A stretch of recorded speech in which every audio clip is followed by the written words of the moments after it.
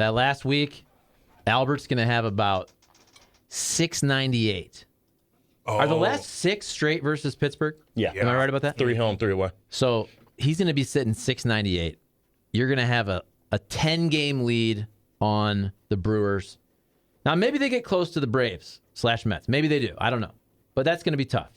More likelihood is Cardinals are very comfortable, and you can let Albert get 5 plate appearances for 6 straight games to get that 700. Okay, so say so you said the last 3 games are in Pittsburgh? Yes.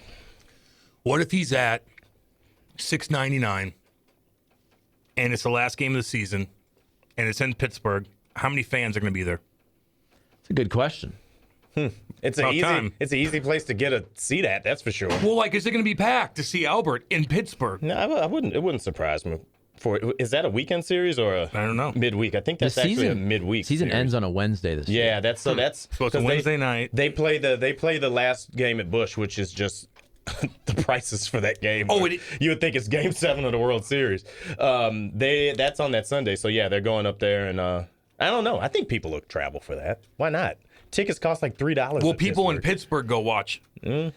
I think whatever attendance Pittsburgh gets, it'll probably, let's just say it'll double. Okay. So about 1,300? I was going to say, do they get, what do they average? And again, we're talking, the tickets sold is different than how many people are actually in the building. Their average attendance this season is just under 16,000. All right, so really probably 10,000 show up. 27th. So probably 20,000 people in the stadium if they can watch Albert hit 700. Yeah. You guys bitch about the teams they are beating now, but should they lose these games? Question mark. A win is a win. No, I know, Scooter. Oh, no, it's not that. It's not that. I mean, I think we said for a little while this was the stretch that was just a godsend when you're trying to chase down a bunch of teams like the Mets and like the Braves. By the way, the Mets, Max Scherzer goes on the the injured list.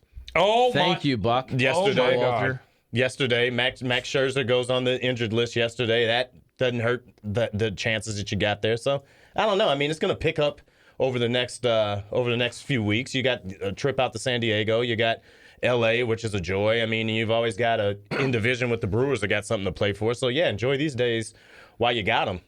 Wainwright and Molina tied a record today. Yeah, dude.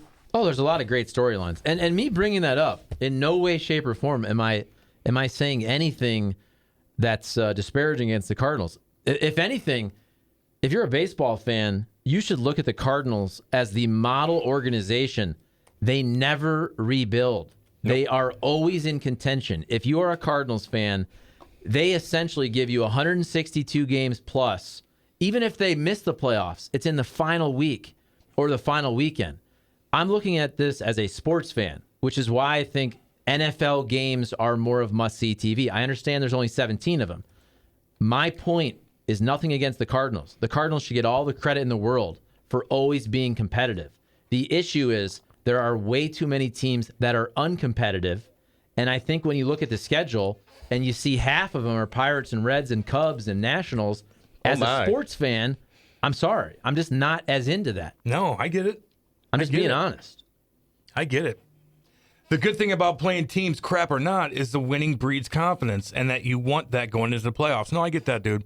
And baseball's a little different than, like, if you're playing crappy hockey teams, the last 10 games of the season or whatever, even 5 games, and then you go play the Colorado Avalanche, but you're playing, like, Arizona and they're not hitting you, and you're just squeaking by games and no one's pressuring you and you're not concerned. They're sitting at the blue line trying to get a break. Like, it screws you up going into the playoffs. Well, I don't know if that's the same. That's the counter argument. How well can you adjust? I don't know. Yeah, I mean, in hockey, you're not playing, 3 and 4 and 5 game series against them either. So, I mean, you're not settling into that level repeatedly like this. But I don't know. I mean, I think the way the Cardinals are playing right now, I mean, you're right. last night just shows it. I don't think it matters who you're playing against. I think that the more reps you get, the more guys that are feeling good, the more folks that are playing at the level they're at right now, when you do see the Dodgers and you do see the Padres later on this month, you're ready. I also think the Cardinals, everything is trending positively on the injury front with pitchers. Now, we saw one start from Jack Flaherty. He'll still probably make, 4+ more, so we'll be able to evaluate him. Mm-hmm. But also Steven Matz in a bullpen role. When you look at the postseason the last several years, you need these Colin McHugh-type pitchers. There's going to be a game, I promise you. Doesn't matter who starts. It could be your best pitcher. That dude might give up a 3-4 spot in the second or third inning. It's a 4-2 game. You pull him after 2 1/3, and you may need Steven Matz to come in and throw 3 innings. Sure. There's tons of value there, whether they have Flaherty as a starter or in the pen. And if Flaherty, let's say, bumps Quintana, then you could maybe piggyback a right-handed pitcher, and all of a sudden he doesn't have a great start. Boom, bring in Quintana to throw 2 innings to bridge to your relievers. You're going to need all these guys. There's not a lot of off days this postseason. I promise you, every single one of these dudes is going to be used. I think that the issue that the Cardinals had last October, where it seemed like they got down into the bullpen and was like, there's not too many other options to go to, isn't a problem this year. I think their greatest strength is their depth. We talked about it earlier with the question about how do you get all these guys looks, how do you get everybody an opportunity to swing the bats. Well, I think Ollie's doing that already on that side. So getting more guys back and having more options that are going to be out of the pen. If the Cardinals are to make a run this October, and they can match up against some of these more top-heavy teams, the ability to roll out so many competitive players is their greatest asset. And I've said this a million times, but I do think you need to give Ollie credit for this. Even though we all chirp him, especially if you have Ryan Helsley on your fantasy team, but this is the first time I can remember in several years. So we're talking Schilt, we're talking Matheny. This is the first time that the overusage of relievers is not a topic. That has been a topic for multiple pitchers. You can go back to Kevin Segrist years ago. You can go back to Mitchell Boggs. Right, Mitchell Boggs. But even last year, you can go to Alex Reyes, to Genesis Cabrera, to Gio Gallegos. A lot of those guys, their second half numbers, they really fell off. You don't want your relievers to be up there in appearances. And that has not been a topic whatsoever this year. It's actually on the opposite end. People want to use Ryan Helsley more, but you understand why. What really matters is the postseason. So I think you need to give Ollie Marmol credit. This is the first time we have not talked about relievers being overused in a long time. Well, and I saw this topic come up, a couple of days ago. It was about saying, like, who are the Cardinals going to pull up? Who are they going to use this September with rosters expanded? I mean, you get Alec Burleson that's come up finally. This is a guy that's hitting 330 in the minors this year, and now he's going to get an opportunity here with the Dylan Carlson injury going out. They're just getting a lot of chances to look at a lot of players here down the stretch, and I'm excited about not only what that means for the rest of this month going into October, but it just helps you see what you need to understand better when you get to the offseason this year, what I think is going to be busier trying to figure out how these pieces fit in going forward. 30 seconds, real quick. 30 seconds. Did you like Ryan Helsley's walk-up song, or did he rip off Old Boy? Hell's Bells. Yeah, you shouldn't. There's some places you don't go. Oh, I like Maddie and Nate agree on something. I like it. We're all coming together. There's some places you don't go. Like if you don't go to WWF and have Hulk Hogan's music. You just don't do it. Yeah, you don't do that. That's retired. Yeah, all right. Hasn't he been doing it all year, though? Am I wrong on that? Well, then you shouldn't have started it.